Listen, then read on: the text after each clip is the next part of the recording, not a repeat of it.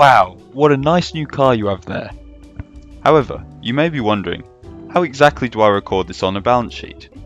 Given it's an asset, it tends to have a fluctuating real-world price. So then, how do we record it? Well, the cost principle tells us that assets are recorded and maintained at their historical cost. So what does that mean? Is my old Nokia brick phone forever recorded as being $1,000 rather than its true market price? For that money, you could buy a brand new smartphone. Well, that's where depreciation expense and accumulated depreciation come in.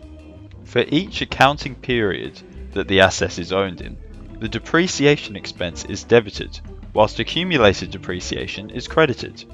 This contra asset has a normal credit balance, and as such it lets us account for the decrease in the value of assets in that section of the balance sheet.